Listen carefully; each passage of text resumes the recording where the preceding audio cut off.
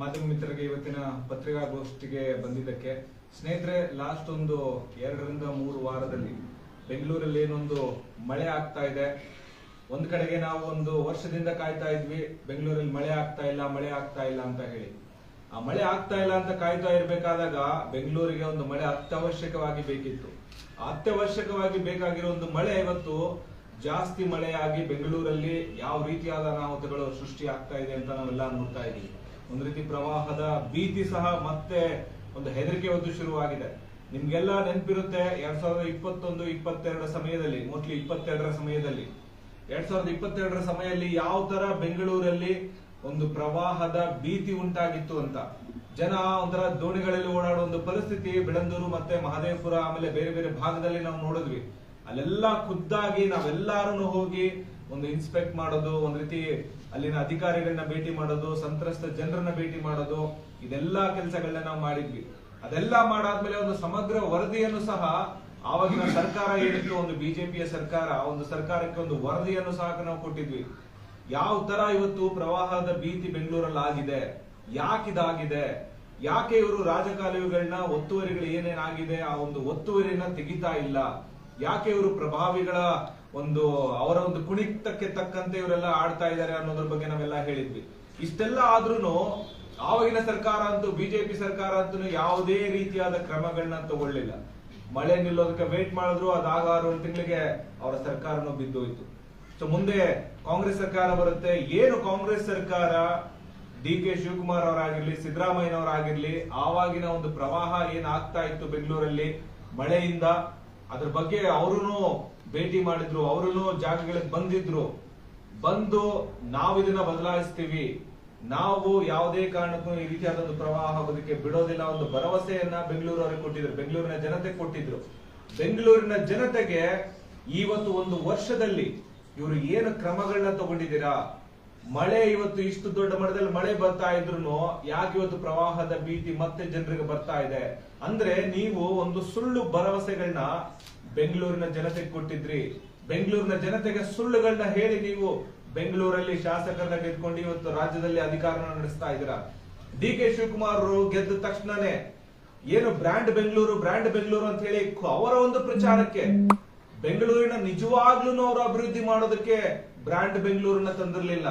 ಯಾವ ತರ ವೈಬ್ರೆಂಟ್ ಗುಜರಾತ್ ಅಂತ ಹೇಳಿ ನರೇಂದ್ರ ಮೋದಿ ಸ್ವಪ್ರಚಾರ ಮಾಡೋದಕ್ಕೆ ಇಡೀ ದೇಶಾದ್ಯಂತ ಓಡಾಡ್ತಾ ಇದ್ರು, ಬ್ರ್ಯಾಂಡ್ ಬೆಂಗಳೂರನ್ನ ಹೆಸರಲ್ಲಿ ಬೆಂಗಳೂರಿನ ಭಾಗಗಳಿಗೆ ಹೋಗಿ ಅವರು ಇದನ್ನೊಂದು ಪ್ರಚಾರ ಮಾಡ್ತಾ ಇದ್ರು.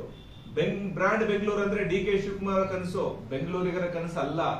ಇವತ್ತು ಗೊತ್ತಾಗ್ತಾ ಇದೆ, ಬ್ರ್ಯಾಂಡ್ ಬೆಂಗಳೂರು ಡಿ.ಕೆ. ಶಿವಕುಮಾರ್ ಅವರ ಕನಸು ಬ್ರ್ಯಾಂಡ್ ಬೆಂಗಳೂರನ್ನ ಅಭಿವೃದ್ಧಿ ಮಾಡೋದಲ್ಲ, ಬೆಂಗಳೂರಿಗರ ತೊಂದರೆಗಳನ್ನ ಬಗೆಹರಿಸೋದಲ್ಲ.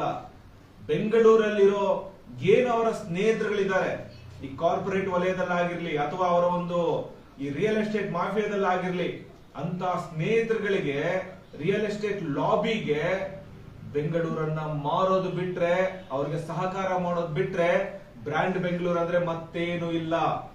ನಾವು ರೀಸೆಂಟ್ ಆಗಿ ಬೆಂಗಳೂರಿನ ಏನು ಬಿಡಿಎ ಕಾಂಪ್ಲೆಕ್ಸ್ ಇದ್ವಲ್ಲ, ಸಂಕೀರ್ಣಗಳ ಬಿಡಿಎ ಕಾಂಪ್ಲೆಕ್ಸ್ ಸಂಕೀರ್ಣಗಳನ್ನ ಯಾವ ತರ ಪ್ರೈವೇಟ್ ಅವ್ರಿಗೆ ಕೊಟ್ಟು ಸರ್ಕಾರಿ ಜಾಗವನ್ನ ಇವತ್ತು ಅವ್ರಿಗೆ ಒಂದ್ ರೀತಿ ಮಾರೋ ತರನೇ ಆಯ್ತು. ಲೀಸ್ ಅಂತ ಹೇಳ್ತಾರೆ, ಆದ್ರೆ ವಾಪಸ್ ಅಂತ ಯಾವತ್ತೂ ಬರೋದಿಲ್ವಲ್ಲ. ಗರುಡ ಮಾಲಿನ್ಯನ ಉದಾಹರಣೆ ತಗೊಳ್ಳಿ, ಬಿಬಿಎಂಪಿಗೆ ಲಾಭ ಆಗುತ್ತೆ ಅಂತ ಮಾಡಿದಾಗ ಬಿಬಿಎಂಪಿಗೆ ಯಾವುದೇ ರೀತಿಯಾದ ಲಾಭ ಆಗ್ತಾ ಇಲ್ಲ.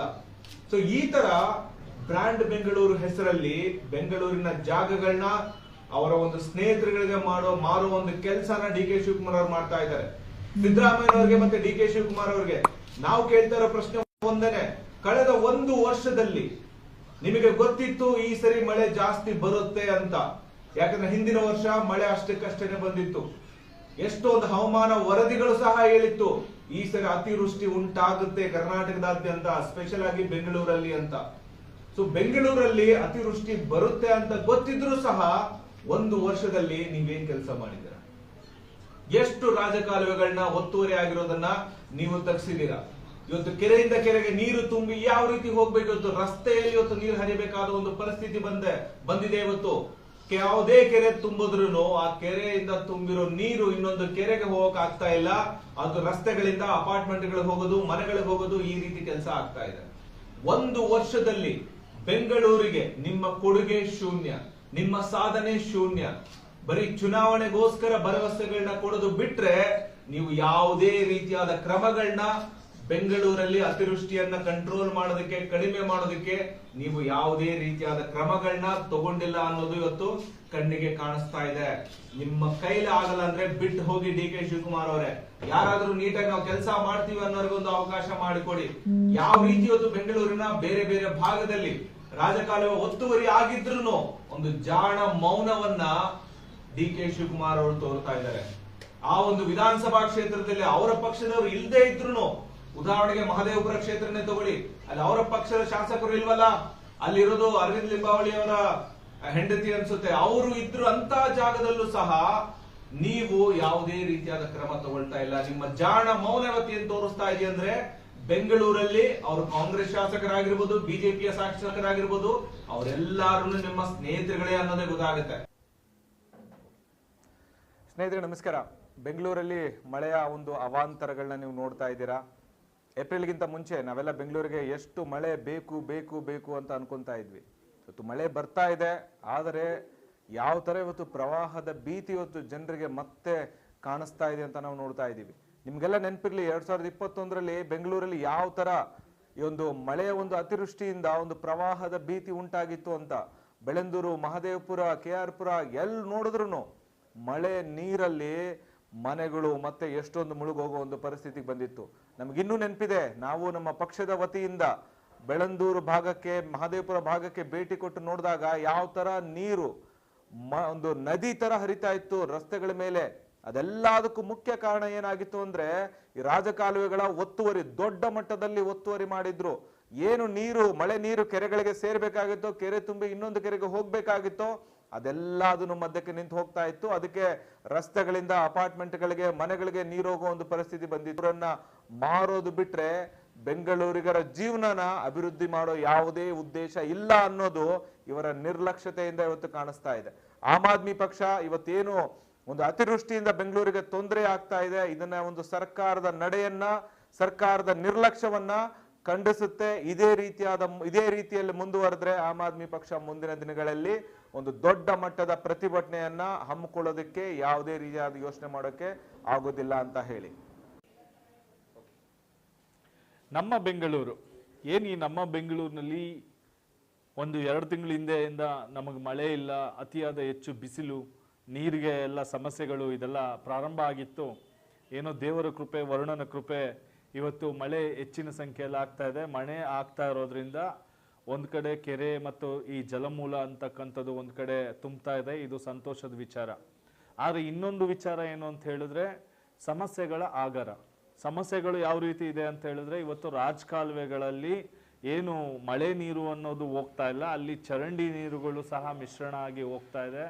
ಇನ್ನೊಂದು ಕಡೆ ರಸ್ತೆ ಗುಂಡಿಗಳಿಂದ ವಿಜೃಂಭಿಸ್ತಾ ಇದೆ, ಮರ ಗಿಡಗಳು ಅಂದರೆ ಮರಗಳು ಇದೆಲ್ಲ ಬೀಳ್ತಾ ಇದೆ, ಕಂಬಗಳು ಉದುರ್ತಾ ಇದೆ. ಸೊ ಈ ರೀತಿಯ ಸಮಸ್ಯೆಗಳು ಬೆಂಗಳೂರಿನಲ್ಲಿ ಕಾಡ್ತಾ ಇದೆ. ಇದೀಗ ಆಮ್ ಆದ್ಮಿ ಪಾರ್ಟಿ ಹಲವು ದಿನಗಳಿಂದ, ಹಲವು ವರ್ಷಗಳಿಂದ ನಾವು ಬೆಂಗಳೂರಿನ ಒಂದು ಏನು BBMP ಚುನಾವಣೆಗೆ ತಯಾರಿಯನ್ನು ನಡೆಸ್ತಾ ನಾವು ಬೆಂಗಳೂರಿಗರ ಧ್ವನಿಯಾಗಿ ನಾವು ಈ ಸಮಸ್ಯೆಗಳನ್ನು ನಮ್ಮ ಒಂದು ಮಟ್ಟದಲ್ಲಿ ನಾವು ಅಂದರೆ ಬೆಂಗಳೂರಿಗೆ ಒಂದು ಪ್ರತಿನಿಧಿಸುವಲ್ಲಿ ನಾವು ಸಫಲರಾಗಿದ್ದೀವಿ. ಆದರೆ ಇತ್ತೀಚೆಗೆ ಏನು ಅಂತ ಹೇಳಿದ್ರೆ, ಈಗ BBMP ಚುನಾವಣೆ ಘೋಷಣೆ ಅಂತ ಮಾಡ್ತೀವಿ, ಇನ್ನೇನು ನಡೆಯುತ್ತೆ ಅನ್ನೋ ಸಂದರ್ಭದಲ್ಲಿ ಈಗ ಪಾಪ BJPನವರು ತುಂಬ ಅಲರ್ಟ್ ಆಗಿದ್ದಾರೆ. ಏನು ಪ್ರತಿಭಟನೆ ಮಾಡ್ತೀವಿ ಅಂತ ಹೇಳ್ತಾ ಇದ್ದಾರೆ, ಗುಂಡಿಗಳನ್ನು ಲೆಕ್ಕ ಹಾಕ್ತೀವಿ ಅಂತ ಹೇಳ್ತಿದ್ದಾರೆ. ಅಲ್ಲ ಆರ್ ಅಶೋಕ್ ಅವರೇ, ವಿಜಯೇಂದ್ರ ಅವರೇ, 2020ರಲ್ಲಿ ನಿಮ್ಮದೇ ರಾಜ್ಯ ಸರ್ಕಾರ ಆಯಿತು, BBMPಯಲ್ಲೂ BJPನೇ ಆಡಳಿತ ಮಾಡಿದೆ, ಕೇಂದ್ರದಲ್ಲೂ BJPನೇ ಆಡಳಿತ ಇತ್ತು. Double engine, triple engine, 4 engine, ಎಲ್ಲ ಇಂಜಿನ್ನು BJPನವ್ರದೇ ಇತ್ತು. ಇವತ್ತು ನೀವು ಪಾಪ ಬೆಂಗಳೂರಿನಲ್ಲಿ ನೀವು ಸಮಸ್ಯೆಗಳ ಬಗ್ಗೆ, ಬೆಂಗಳೂರಿನ ಸಮಸ್ಯೆ ಬಗ್ಗೆ ಧ್ವನಿ ಎತ್ತೀವಿ ಅಂತಕ್ಕಂಥ ಮಾತುಗಳನ್ನು ಹೇಳ್ತಾ ಇರ್ತಕ್ಕಂಥದ್ದು ಹಾಸ್ಯಾಸ್ಪದ. ನಿಮಗೆ ಅಧಿಕಾರಗಳನ್ನು ಕೊಟ್ಟಾಗ ನೀವು ಏನು ಸಾಧನೆ ಮಾಡಿದ್ರಿ? ಇವತ್ತು ಗುಂಡಿಗಳನ್ನ ಲೆಕ್ಕ ಹಾಕ್ತಾ ಇರೋದು, ಆ ಗುಂಡಿಗಳನ್ನ ನೀವೇನಾದ್ರು ಲೆಕ್ಕ ಹಾಕಕ್ಕೆ ಹೋದ್ರೆ ಆ ಗುಂಡಿಗೆ ಕಾರಣೀಭೂತರು ಸಹ BJPನವರೇ. ನೀವೇನು ಲೆಕ್ಕ ಹಾಕಕ್ಕೆ ಹೊಡ್ತಿದ್ದೀರಲ್ಲ ಆ ಗುಂಡಿ ಎಲ್ಲ BJPನವರ ಕೊಡುಗೆ. ಯಾಕಂದ್ರೆ 20,000 ಕೋಟಿ ರೂಪಾಯಿಗಳನ್ನ ಬೆಂಗಳೂರಿನ ರಸ್ತೆಗೆ 25 ವರ್ಷಗಳಲ್ಲಿ ವಿನಿಯೋಗ ಮಾಡಲಾಗಿದೆ. ಅದಕ್ಕೆ ನಿಮ್ಮ ಕೊಡುಗೆನೂ ಇದೆ. ಯಾವ ನೈತಿಕತೆಯನ್ನ ಇಟ್ಕೊಂಡು ನೀವು ಈ ರೀತಿಯ ಒಂದು ಇದನ್ನ ಮಾಡ್ತಾ ಇದ್ದೀರಾ? ಬೆಂಗಳೂರಿನ ಜನ ಜಾಗೃತರಾಗಬೇಕು. ಬೆಂಗಳೂರಿಗೆ ಬೇಕಾಗಿದೆ ಬದಲಾವಣೆ.